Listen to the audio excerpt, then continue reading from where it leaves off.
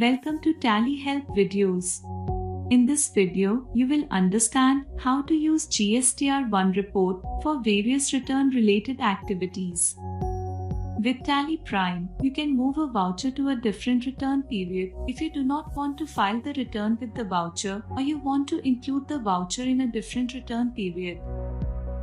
There may be scenarios in which you may need to modify or delete vouchers after exporting those to file returns.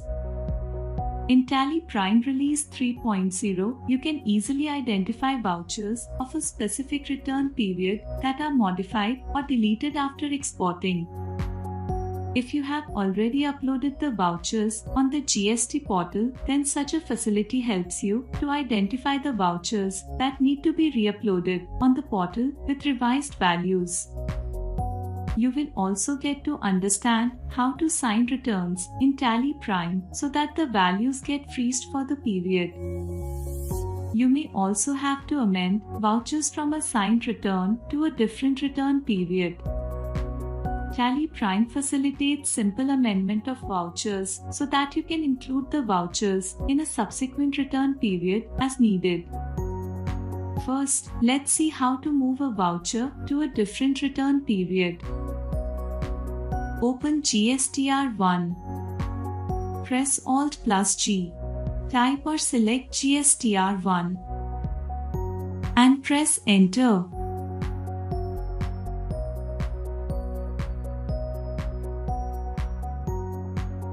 With the all-new feature of setting a new return effective date, moving vouchers to a different return period has become simple. As you record a voucher, it starts appearing in the specific period of GSTR-1 as per the effective date. Consider that you do not want to include the voucher in the return as you want to include it in a subsequent period. Just drill down to the section, press spacebar to select the voucher and press Alt+L or click Set Effective Date.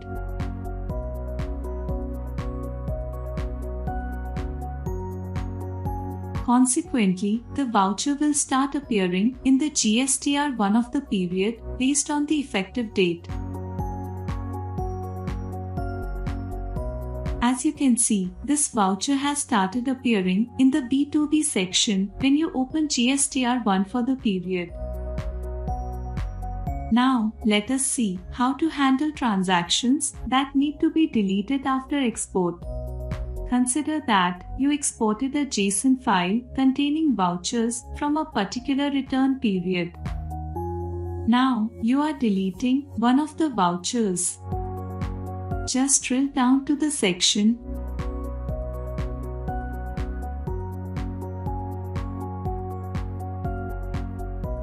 select the voucher and press Alt+T to delete it.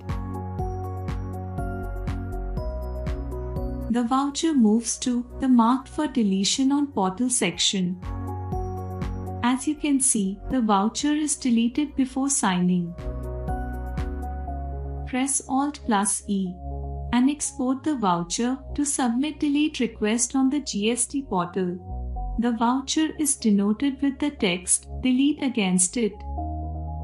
You can then export the transaction and upload the JSON file with delete request. Now, consider that you had to modify a voucher after export. Just open the voucher, make changes and press Ctrl+A to save.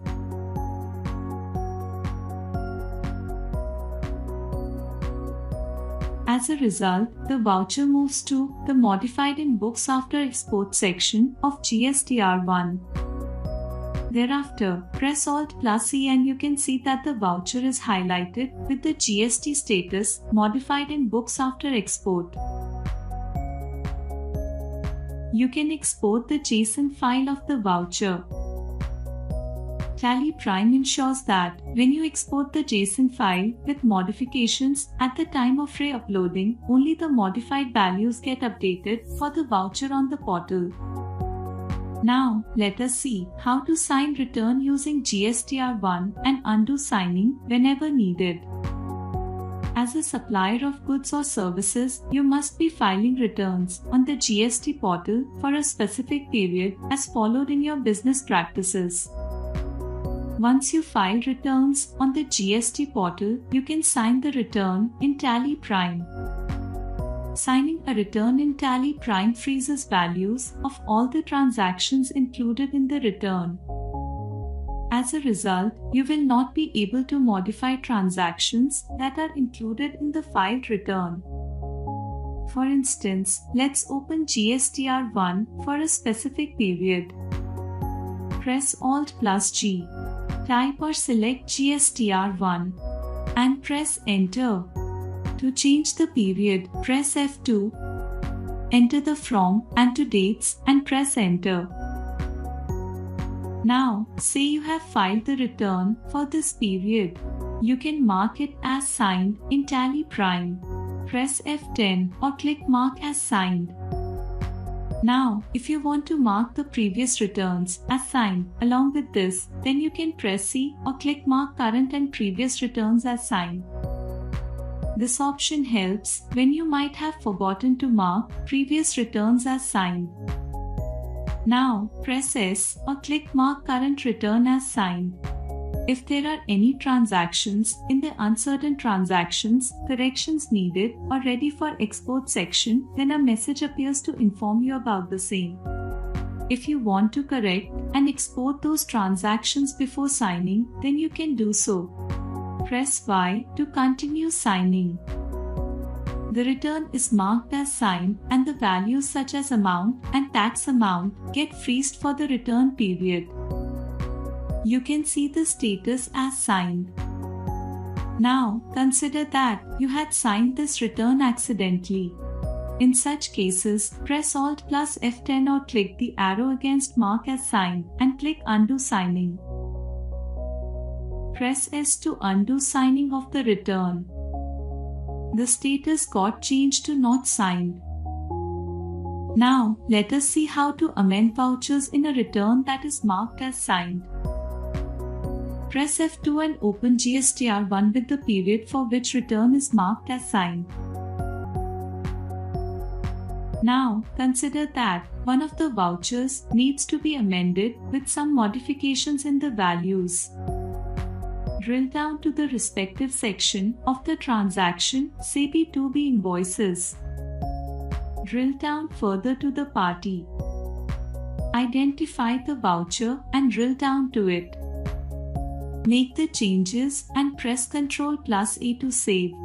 As a result, the voucher moves to the Uncertain Transactions, Corrections Needed section of GSTR-1.